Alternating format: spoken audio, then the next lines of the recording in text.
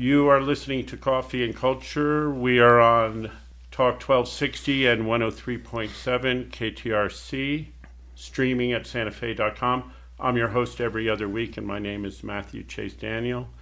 And today I'm talking with Brian Vallo, who is a member of Acoma Pueblo and was a past governor of Acoma Pueblo for a couple of terms. And I met Brian. We both served on the Art in Public Places Committee for the city of Santa Fe maybe 10 years ago. I don't know. It went on for a while and then it didn't.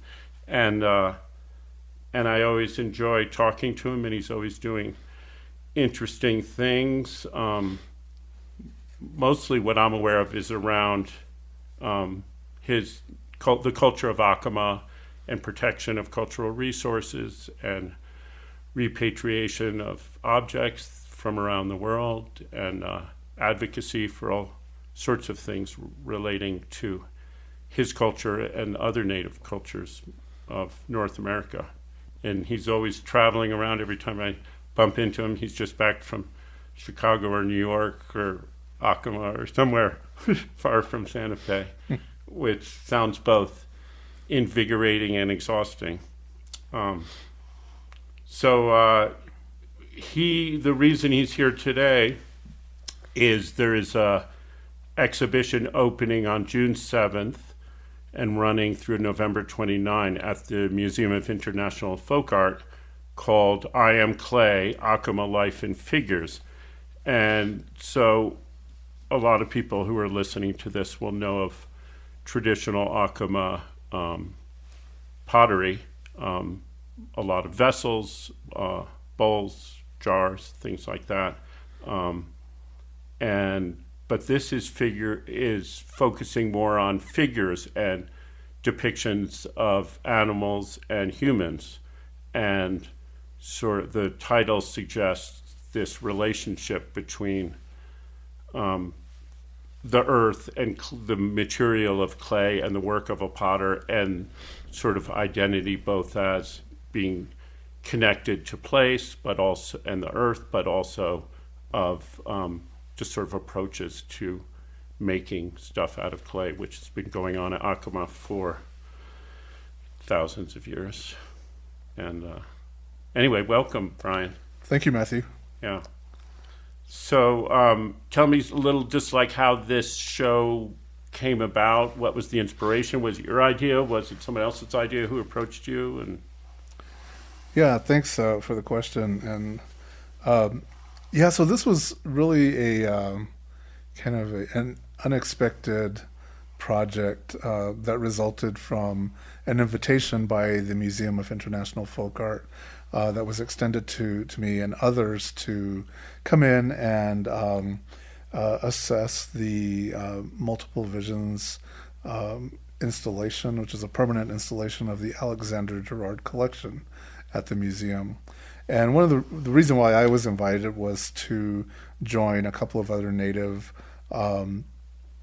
individuals who work in the museum field to take a look at one of the installations in that exhibit, which is called the Pueblo Feast Day. And it's been on display for many years now, but it's been quite problematic from the standpoint that Native people have continuously voiced their concern around the display of culturally sensitive materials in that space, but also the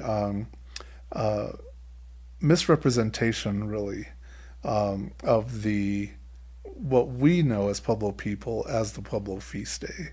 So what I'm talking about here is that you have objects in that vignette that are not made by Pueblo people, that are not representative of Pueblo people, and or would never be part of a Pueblo feast day.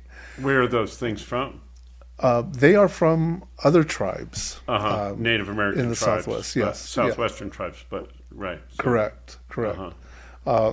But Alexander Gerard collected, and this was a discovery for me, was to learn that beyond what was on display was quite an extensive collection of other Native American materials. Uh-huh. And while addressing the intent of the initial engagement with the museum and the project of assessing that installation, I had asked if it would be possible to see the collection. Mm-hmm. And I was just taken aback by just the volume of objects. He was good on volume. He was collecting everything, and not just one or two pieces, but dozens and hundreds of objects from many cultures from across the world. And he collected in bulk in a certain way. Like you see that in that permanent installation that there's, and it's sort of like these vignettes that you're mentioning that are set up with 50 little figures, right. usually all from one place, and all somewhat repetitive. Right. Which is an unusual way of collecting. I mean, usually people go. He traveled extensively, I imagine, and went to India and found some. Most people go and they see this beautiful thing and they buy it as a memento or a collection or right. whatever. But he either bought a lot, or you were saying before, he commissioned. Yes, or he commissioned many objects from different cultures. So, going into collections to see that the Native American materials, I was just taken aback by the fact that there were so many objects, and surprisingly many from my own pueblo in Acoma. Some that I recognized, and others that I would have never thought of these individuals who are well-known potters who had made these really interesting figures, right? And different forms, and what I call decorative, kind of contemporary Acoma pottery, and probably within the time period of late 70s through maybe the late 80s. Mm-hmm. So like a decade of a period of time when maybe as a result of Alexander Gerard's finding his way to Acoma and to a few of these potters, that it influenced this ever evolving creativity at Acoma, right. where pottery making is concerned. Because before that, the figural work was minimal, less prevalent. Correct. It existed, and you see figurative pottery and ancestral pueblo pottery. Right. It's always existed, but certainly this period of time and influences of early tourism, sales of Acoma pottery along historic Route 66. Right, Acoma's there, Route 66, and the train. The railroad, right. Yes. And so starting in the 1800s, the whole southwestern arts sort of flourished as a tourist-oriented medium. Right. Whereas before then it had been much more integral to the community life, I imagine. Absolutely. Most making pottery for utilitarian use or ceremony. Right. But yeah, with the introduction of the railroad and those first sales of Acoma pottery, and pottery was being sold in their traditional forms, right? The large water jars, canteens, and seed jars and things like that. But because of the demand and the acknowledgement by the Acoma people and the artists that there was money to be made, right? The forms started to change a bit. They became smaller. The design styles were also being adapted to accommodate a smaller surface, right? But in addition to that, we saw that there were more decorative pieces being made. Mm-hmm. Some of the Acoma potters say it was a result of influence of Western culture and their access to magazines and newspapers and seeing advertisements of dinnerwares and other art forms, ceramic, pottery, and taking those ideas and integrating them into their work, their pottery, Right. traditional pottery. So this is where you start to see fluted rims and handles, very fancy and decorative handles on pots, and then also more animal forms. And some of the potters tell stories about how they were influenced by the Zuni Pueblo in their making of owls.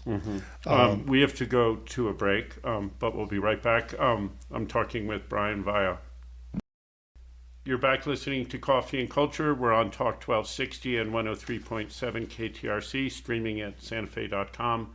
Podcasts of this conversation and past conversations you can find by looking for Coffee and Culture with Matthew Chase Daniel on whatever your favorite podcast platform is.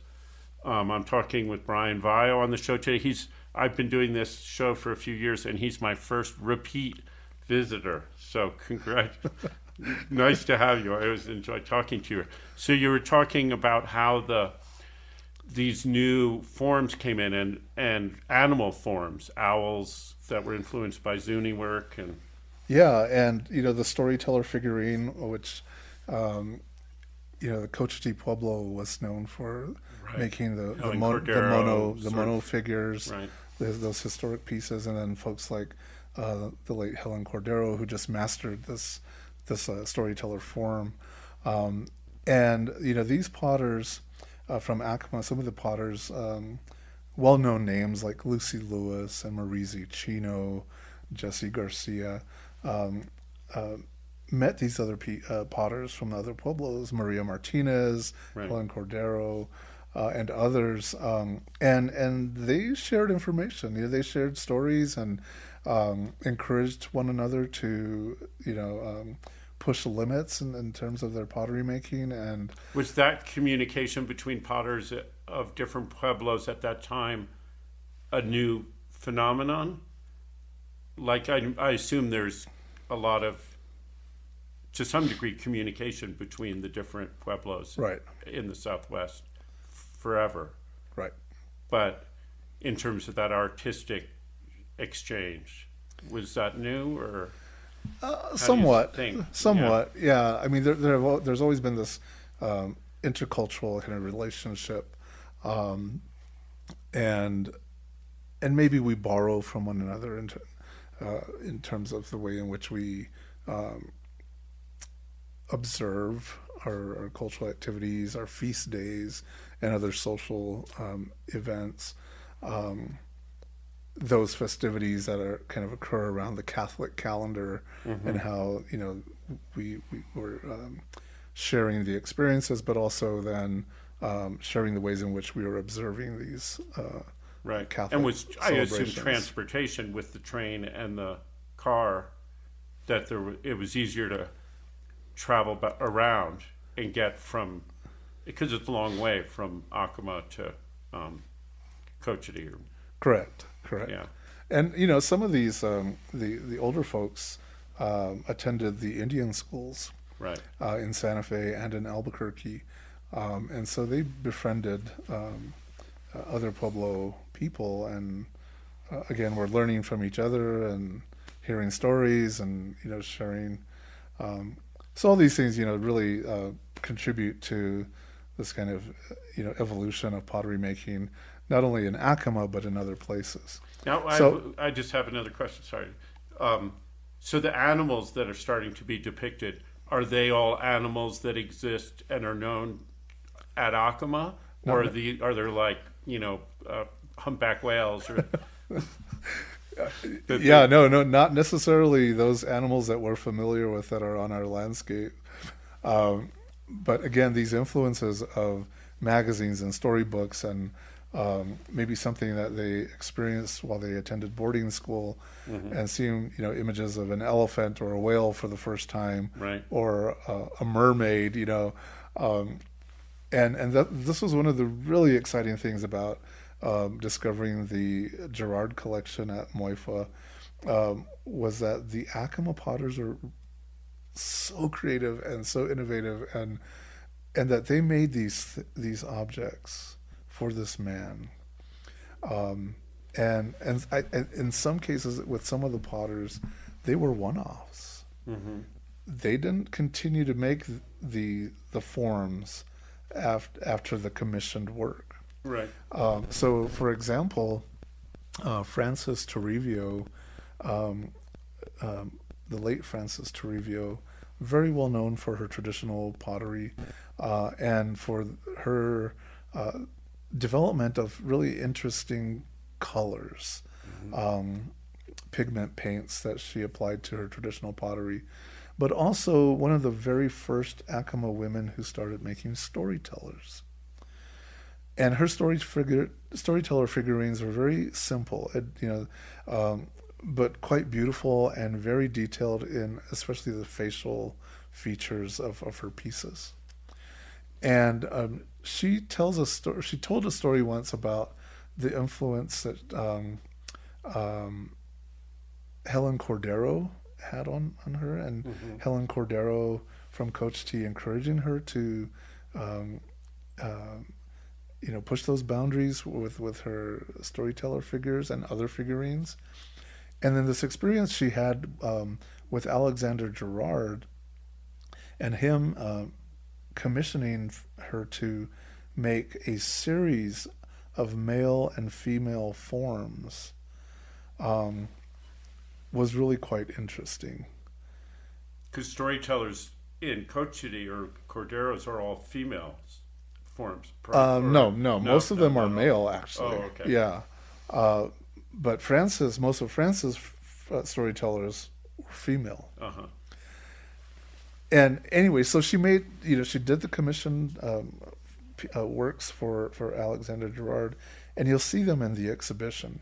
It's this series of male and female figurines that don't necessarily depict an Acoma man or an Acoma woman, but these interesting and very joyful individuals depicted in clay, dressed again not as an Acoma person would be dressed, but with kind of borrowing. So you see here where she has integrated the like the Navajo squaw skirt or Apache women's wear, and then also for some of the male figures, a lot of these male figures look like Italian bakers. They're very stout and just very joyful men. I noticed saw a few photos from the publicity for the exhibition, and I noticed a lot have like rouge on their cheeks, very rosy little cheeks, which I don't associate necessarily with traditional Acoma. No, well, yes and no, but there are really interesting details in these pieces, and so when we, upon viewing the collection, going back to the collections visit, I was like, wow, this is just incredible, and it would be so awesome if there was a way to bring these to Acoma and have our Acoma potters see them, have the children, all ages, be exposed to the collection. And Laura Addison, who is the curator there, we had kind of this loose conversation and talking about, potential loan or bringing people from Acoma, potters from Acoma, to visit the collections. And then very loosely in our conversation, Laura mentioned, well, how about we do an exhibit and you curate it? And I just went, well, how about that? Let's do it. Good. So thank you, it came. Yeah, thank you, Laura. And after it's at MoIFA, the Folk Art Museum, it then goes to the museum in Acoma. That's right. It will go to Acoma's museum, the Agco Museum, It'll open in February of next year and be on exhibit for a full year at Acoma. Wonderful. And this gives us the opportunity to have the community and the potters of Acoma engage with the collections. So there'll be a period when either prior to or near the end of the exhibit where potters will have the opportunity to engage with the collection. Now, we feature about 120 pieces from the Girard collection. Wow. But we also brought in some pottery from the Indian Arts Research Center collection at the School for Advanced Research. And we have a few pieces from the Museum of Indian Arts and Culture collection. And also some very unique and incredible pieces from a private collection, David Rash collection. And each of there are 4 Acoma advisors who I've had the privilege of working with. They are all potters, and all who specialize in figurative Acoma pottery. Prudy Correa, Lily Salvador, Marilyn Ray, and Claudia Mitchell, who is the daughter of the late Emma Mitchell and granddaughter of Lucy Lewis. And they've been great. They've just wonderful to work with. But each of them were also commissioned to produce a piece for the show. Nice. Yeah. We got to go to a second break. We'll be right back. I'm Matthew Chase Daniel talking to Brian Vallo. You're back listening to Coffee and Culture on Talk 1260 and 103.7 KTRC in Santa Fe, New Mexico. Podcasts are at Coffee and Culture with Matthew Chase Daniel, or at santafe.com, some of them. So we've been talking a lot about this show at the Museum of International Folk Art called I Am Clay, Acoma Life in Figures. There's an opening, public opening Sunday at 1 p.m. on June 7th. So that's coming up pretty soon. And the Museum of International Folk Art is on Museum Hill, and you can find them online. And you're talking about this sort of community curation by these you and these 4 different currently active potters from Acoma, and some or all from long lineage of potters. Correct. And are you related to one of them? Only distant. Because I saw one, her mother's name. I was looking them up, and her mother's name is Vallo. Yeah, that's Prudy's mother, Mabel. But that's not your mother. She's not your sister. No. There's a bunch of Vallos around there. There are. Yeah, I was looking up their work, and it's wonderful work, and that's great to provide the commissions as well, sort of harking back to the Girard collection, which is commissions, and to sort of reinvigorate that. And do those enter into the collection of the Folk Art Museum, those commissioned works? Or? Yes, they do. Nice. Yes. So, the exhibit is, one really great opportunity for the Pueblo, but it's also a great step in the process of gearing up for additional work beyond the exhibit. And what I'm referring to here is, going back to the Girard exhibition and addressing some of the pending issues. Are you talking about that? Working toward that diorama that yes, that hasn't changed. It's changed slightly, and it will undergo a few more changes, so that during the run of I Am Clay, because we're expecting an increase in the visitation of Pueblo school groups, Pueblo people, Native people in general. We want to ensure that the Girard exhibition, which we will encourage our visitors to see, will also see the Pueblo Feast Day scene in a different light. Less the culturally sensitive objects, less of the or absent of those objects that are not Pueblo, and really present a new narrative, and one that comes directly from the Pueblo voice. So there have already been some consultations with other tribal groups concerning that presentation. So I commend the museum for taking those steps to ensure that particular vignette in the larger exhibition is addressed.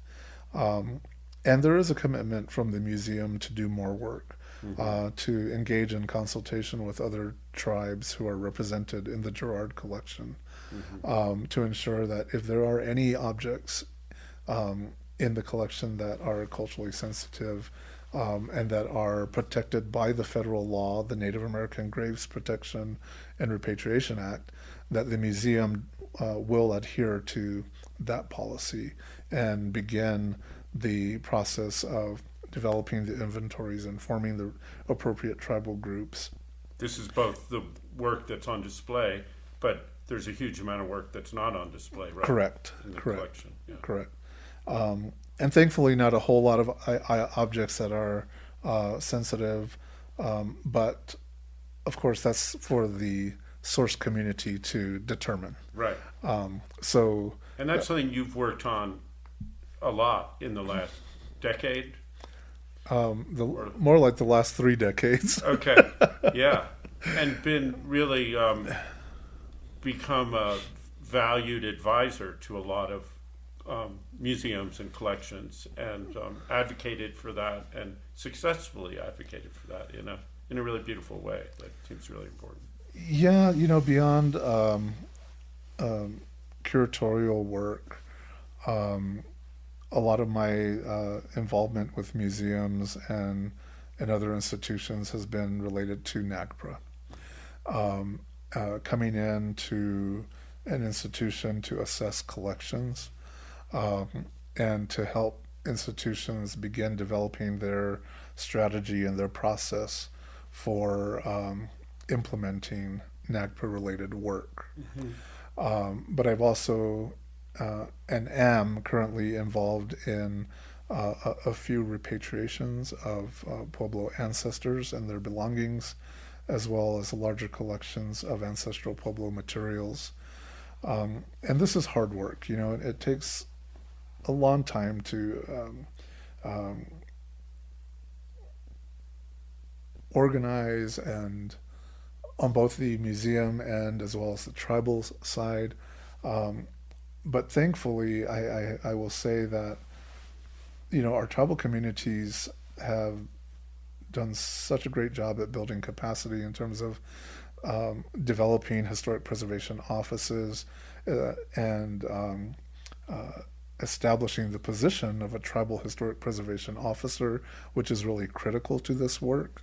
But, tribes are also putting forth the resources, because it can get very expensive in terms of, legal costs, any costs associated with, consultation, which we hope most of the time those costs are covered by the institution, but that doesn't happen all the time. Right. And when it doesn't, then the tribe is left in the position to, finance some of these costs. Right, and a lot of these objects are like they shouldn't be in these other collections, but they're very important cultural patrimony, whatever you call it. Absolutely. Objects to the historical objects from the community. Correct.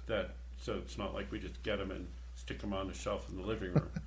Right. They're Right. held in museums and archives and cared for in more culturally appropriate ways. That's correct. And in the case where a tribe cannot repatriate for whatever reason, this is where there's another opportunity for tribes to be working closely with an institution on developing the most appropriate long-term stewardship plans for those types of collections. And stewardship plans in general for the general collections, right? Right. Because over time they have been, a lot of these larger collections of, let's say, what we would call a maybe general collection of Pueblo pottery, right? Well, within those general collections of what we know as Pueblo pottery, oftentimes you will find culturally sensitive pieces. And this is why it is so very critical for institutions to understand the NAGPRA law and the revised provisions that were published that are now really at the forefront of this work, because the revised law now calls for institutions who have installations of that include objects from tribal communities, that those institutions must consult with the source community, with the tribal group, to ensure that objects that are currently on display are appropriate for display. Right. And I also, does it extend beyond objects to, like, I know people have gone into a lot of communities and collected stories and cultural information that's inappropriate to be shared in public. Does NAGPRA address that at all at this point, or not? Well, or the institutions can choose to? In the process of that consultation, those issues do come up. And so the narrative and even the documentation associated with a particular object, that often undergoes a thorough review by the source community. And what that does is it informs the institution that perhaps their documentation is in error, or that perhaps there is information within the documentation that needs to be censored, I guess. Redacted. Redacted and or repatriated back to the community. So, oftentimes people think about the repatriation process involving only the objects or only the ancestor. What is happening now, which is a really good, very important, is that documentation is also being repatriated. Right.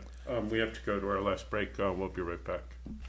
You're back listening to Coffee and Culture. My name is Matthew Chase Daniel. I'm talking with Brian Vallo of Santa Fe and Acoma, and talking about now, we were talking about the I Am Clay show, which opens at the Folk Art Museum on Sunday, June 7th at 1 p.m. It runs through November 29th, and the museum has made admission free during the duration of this exhibition to all tribal members of New Mexico, or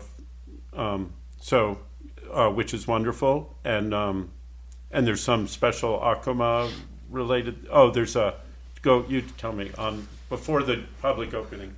Yeah, so the Saturday before, the day before the public opening, on Saturday the 6th, the museum will open its doors to Acoma tribal members who will have the first opportunity to see the exhibition. That's wonderful. Yeah, so we're very excited about that. There'll be some programs for the public, or for the community members who can travel to Santa Fe that day. And I mentioned the advisors earlier, and the advisors are going to be quite busy that weekend. They will be part of panel discussions. They will lead some of the tours for various groups on both days. And we're very excited to host some of our tribal leaders, our cultural leaders. We hope that we get a good showing of a Pueblo or Acoma potters to come and see the exhibition. And there will be programming throughout the term of the show at MoIFA. There will be other shows, other programs that will be occurring during Indian Market. But one of the other components of the exhibit is that there is a catalog. And the catalog will not be ready at the opening of the exhibit, but it will be available in August, just before Indian Market. Wonderful. So we're very excited about that. We have essays from some of the advisors and others who have engaged in the project. I, serving as the guest curator on this exhibit, am very, very just so grateful to all the Acoma, not only the 4 advisors, but other Acoma potters and individuals who have stepped forward to assist us in the development of the exhibit, as well as other noted experts on Acoma pottery, close friends of the Pueblo, who have been quite generous with their time. And then, of course, the folks at MoIFA. So we're all very excited, and we also insisted that we work with other Native experts, including our graphic designer Kevin Kutiwa from Hopi and Isleta Pueblo, who designed all the graphics for the exhibition, and Jonathan Sims from Acoma Pueblo, who did the videography for the short video that's part of the exhibit, as well as did the photography for the show. So Acoma takeover. Yeah, we're working on it. Yeah, it's good. And you've advocated for free admission for Pueblo and Native community members to all museums, and some have embraced that and some haven't, and it's an ongoing process. But I just think it's a real important thing to honor the people, whose land this is and whose where the rest of us are visitors, and so I encourage all museum directors to do free admission for Native New Mexico people. Yeah, that would be great. The other thing we were talking about, so we just have a few minutes left, but about drilling in around Chaco area, a project, something you've been working on, and mining on for uranium starting up again, because nuclear power and nuclear weapons seem to be more in favor than they were when we were growing up. You want to talk about your work in the Yeah, I enjoy this curatorial work and work with museums and across the country, and but I do my best to stay involved with the issues that our tribal leaders, not only here in the Southwest and among the Pueblos, but nationwide, are engaged when it comes to the protection of our cultural resources, our sacred sites, our sovereignty, and so this battle to protect Chaco is ongoing. Some folks might know that under the Biden administration and the leadership of Deb Haaland as the Department of Interior Secretary, our future governor, we hope, yes, that a public land order was issued, which created a 10-mile buffer zone surrounding the park proper. And this buffer zone was created to secure and protect cultural resources on that greater Chaco landscape. Of course, they extend beyond that 10-mile buffer, but we were successful at securing the 10-mile buffer under the Biden administration. Well, that public land order is now under threat by the current administration. Are those lands, once you get out of the park itself and beyond, is that Bureau of Land Management land? It's a checkerboard of land. Uh-huh. You have BLM lands, you have some public lands, some Navajo allotments, but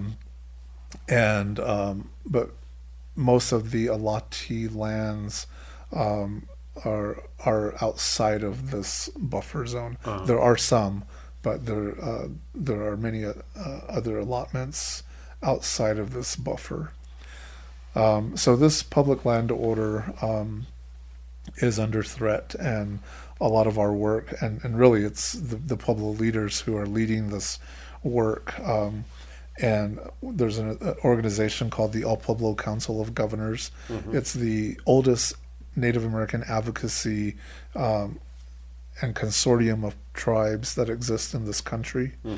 But the El Pueblo Council of Governors in 2020 established what is called the Chaco Heritage Tribal Association. And I chair that association, and so we've been working with the Pueblo governors and many partners, NGOs, both native and non-native, who have been in this fight with the Pueblos for decades. Yeah. And so we are now working together to address this current threat. It has been very frustrating. Again, just the fact that the federal government is not following its own policy. Right. In terms of the required consultation, the environmental impact statement. Some of you folks on the air may have heard of the, just a few weeks ago, there was a public comment period that was issued that was totally unexpected. It was a 7-day period just before the Easter holiday and during a period of time when a lot of the Pueblos were in observing cultural activities. And so the federal government is just continues to undermine process and continue with this, disregard for tribal sovereignty and government-to-government relations. Yeah, and we see that, in terms of tribal sovereignty, but we also see it in the general laws and what's happening with immigrations and custom enforcement around the country, not obeying laws, people not identifying themselves, arresting people without cause, against policy. Right. So I would just ask folks to be on the lookout for additional requests for support from the public, from the Pueblos in New Mexico, the Hopi tribe, the Navajo Nation. We've all worked closely over the years to move the needle so that we, secure the long-term protections of Chaco and other landscapes in the Southwest.